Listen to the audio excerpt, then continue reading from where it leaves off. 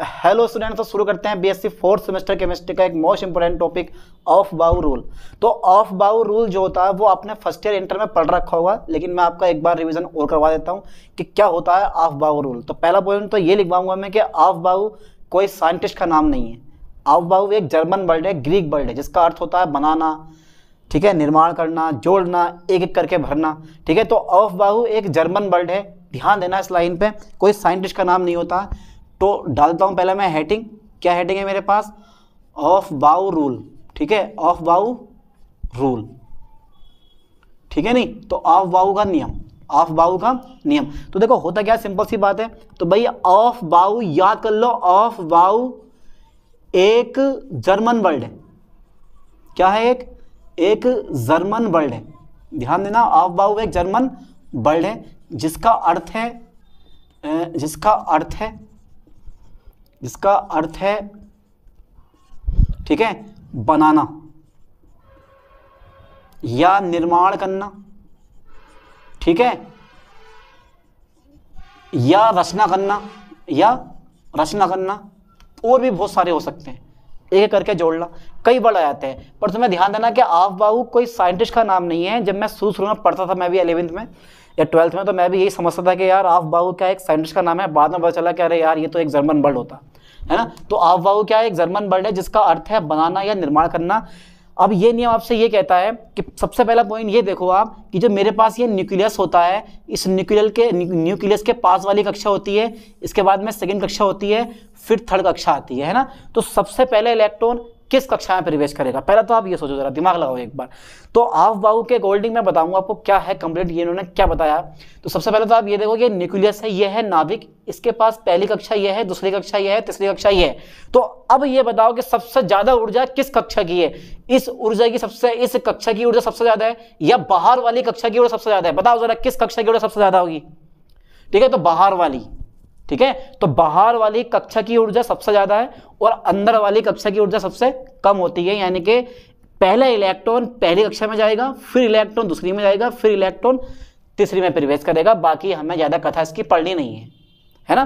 तो सबसे पहले इलेक्ट्रॉन जब प्रवेश करेगा वो पहली कक्षा में प्रवेश करेगा, उसके बाद में इलेक्ट्रॉन सेकंड कक्षा में, उसके बाद में इलेक्ट्रॉन तीसरी कक्षा में। कहने का मतलब यहां पर यह है कि अगर ये कक्षा फुल हो जाएगी तो फिर इलेक्ट्रॉन पहुंचेगा दूसरी कक्षा में, जब ये कक्षा फुल हो जाएगी तो फिर इलेक्ट्रॉन पहुंचेगा तीसरी कक्षा में। ध्यान देना। बाकी ऐसी मेरे पास एक कक्षा और आती है, चौथी कक्षा। तो आपको पता है कि भाई पहली कक्षा में 2 इलेक्ट्रॉन होते हैं, दूसरी कक्षा में 8 होते हैं, तीसरी में 18 होते हैं और चौथी में कितने होते हैं? 32 इलेक्ट्रॉन होते हैं। ये आपको कंफर्म पता है कि भाई पहली कक्षा में 2, दूसरी में 8, तीसरी में 18, चौथी में 32 इलेक्ट्रॉन होते हैं। और पहली कक्षा फुल होगी तो इलेक्ट्रॉन दूसरी कक्षा में, दूसरी कक्षा फुल हो जाएगी तो इलेक्ट्रॉन तीसरी कक्षा में, और तीसरी फुल हो जाएगी तो इलेक्ट्रॉन चौथी कक्षा में प्रवेश करने लगते हैं। तो ये कहते हैं कि जैसे जैसे ऊर्जा बढ़ती है वैसे वैसे इलेक्ट्रॉन भी बढ़ते जाते हैं। अब ऐसे नहीं कि इलेक्ट्रॉन यहां से भरेगा उल्टे इधर को, इलेक्ट्रॉन पहले पहली कक्षा में ही भरेगा, फिर इलेक्ट्रॉन दूसरी कक्षा में भरेगा, ठीक है। ध्यान देना इस लाइन पे। तो कक्षकों में, ठीक है, इलेक्ट्रॉनों के भरने का क्रम बढ़ती ऊर्जा के अनुसार होता है।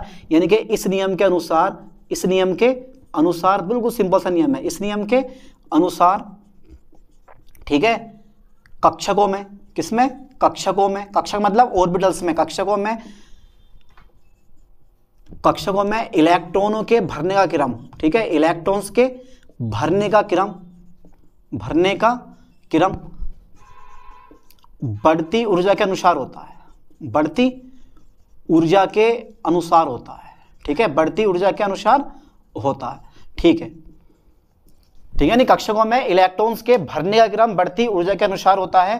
पूरा नियम लिखो। अर्थात कहने का मतलब यहां पर यह होता है, अर्थात प्रथम जो आपके पास प्रथम इलेक्ट्रॉन होगा वो निम्न ऊर्जा स्तर में, निम्न ऊर्जा स्तर जिसे आप बोलते हो मूल ऊर्जा स्तर, प्रथम इलेक्ट्रॉन निम्न ऊर्जा स्तर में प्रवेश करता है। इसके पश्चात इलेक्ट्रॉन्स एक एक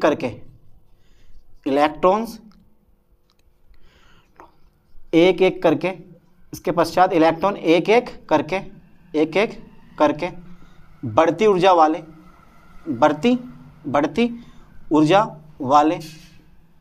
कक्षकों में प्रवेश करते हैं, प्रवेश करते हैं। ठीक है, सिंपल सा नियम है यार, बिल्कुल बालको वाला, आराम से इसको याद भी कर लोगे आप, है ना। तो प्रथम इलेक्ट्रॉन निम्न ऊर्जा स्तर में प्रवेश करता है, इसके पश्चात इलेक्ट्रॉन एक एक करके बढ़ती ऊर्जा वाले उपकोषों में या फिर कक्षकों में बढ़ते जाते हैं, कक्षकों में प्रवेश करते हैं। जैसे देखो, अतः मैं यहाँ पे दे सकता हूँ कि कक्षकों में ऊर्जा का बढ़ता क्रम निम्नलिखित है, कक्षकों में ऊर्जा का बढ़ता क्रम, ऊर्जा का बढ़ता क्रम निम्नलिखित है। अब कैसे है वो भी हम एक बार चेक कर लेते हैं, निम्नलिखित। तो यहाँ तो हमारा चार्ट बनने वाला है नहीं, अब जो चार्ट बनाएंगे वो यहीं बनाएंगे, पूरा चार्ट बना देते हैं एक बार, ध्यान देना है आपको बोर्ड पे, ठीक है। देखो सबसे पहला आता है मेरे पास 1s आ गया, फिर उसके बाद में 2s 2p, ठीक है, फिर बेटे 3s 3p 3d, ठीक है, 4s 4p 4d, फिर चलो 4f भी मैं ले रहा हूँ, फिर 5s 5p 5d और फिर 5f, ठीक है, फिर 6s 6p और 6d और लास्ट में 7s 7p, ठीक है। तो मैं चार्ट बना रहा हूँ, कोई बना बनाया चार्ट नहीं है मेरे पास, इस चार्ट को मैंने बना के दिखाया, देखो ध्यान से। पहले इलेक्ट्रॉन जाएगा 1s में, फिर इलेक्ट्रॉन जाएगा 2s में, फिर 2p, फिर 3s, ठीक है। इस टाइप से इलेक्ट्रॉन यहाँ पर ये प्रवेश करते जाते हैं। ऐसे ही ये भी बना हुआ पूरा, पहले कंप्लीट कर लो ताकि हमें बनाते हुए कोई डाउट ना हो, ठीक है। इस टाइप से बिल्कुल ऐसे ये, फिर लास्ट में हमारे पास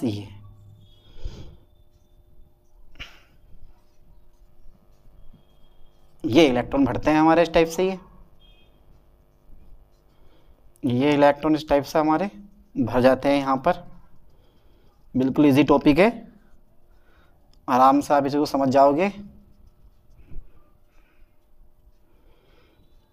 तो अब मुझे ये बताओ कि सबसे ज़्यादा ऊर्जा कि सबसे कम ऊर्जा किस कक्षा की है, किस उपकोष यानी कि किस ऑर्बिटल यानी कि किस कक्षक की ऊर्जा सबसे कम है। तो इस 1s कक्षक की ऊर्जा सबसे कम है, तो पहला जो इलेक्ट्रॉन प्रवेश करेगा वो 1s में करेगा, ठीक है। उसके बाद में फिर 2s में आ जाएगा, बहुत बढ़िया, फिर आ जाएगा मेरे पास 2p में, ठीक है। फिर 2p से ज़्यादा ऊर्जा है 3s की, और 3s से ज़्यादा ऊर्जा है मेरे पास किसकी, 3p की, और 3p से ज़्यादा ऊर्जा है मेरे पास किसकी, 3p से ज़्यादा ऊर्जा 4s की,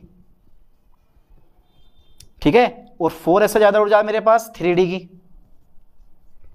ध्यान देना, तो पहले इलेक्ट्रॉन 4s में जाएगा, फिर जाएगा कहाँ पे, 3d में, ठीक है। ध्यान देना इस लाइन पे 3d, और फिर उसके बाद में 4p, फिर 5s, फिर भैया फिर आएगा तुम्हारे पास ये 5s है आपका, फिर 5 के बाद में 4d, 4d के बाद में 5p, 5p के बाद में 6s,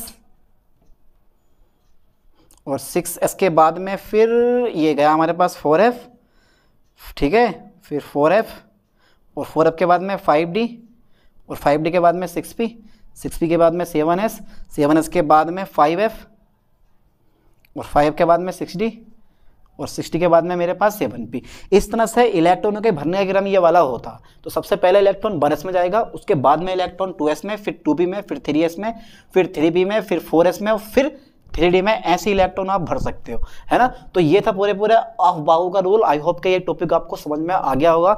एक चीज़ और है, पोटेशियम और कैल्शियम के लिए ऑफ बाहु का रूल फॉलो करता है, वहां से पोटेशियम और कैल्शियम से ऑफ बाहु का रूल फॉलो करना शुरू कर देता है, क्योंकि उसके बाद में आते हैं डी बिलोग एलिमेंट। 21 से 30 तक डी बिलोग एलिमेंट आते हैं जिनके लिए ऑफ बाहु का रूल फॉलो करता है। 4s में पहले भरते हैं इलेक्ट्रॉन, 3d में बाद में भरते हैं, ये आपने भर रखे होंगे। तो ये टॉपिक आपको समझ में आ गया होगा। मिलते हैं नेक्स्ट टॉपिक के साथ। Thank you.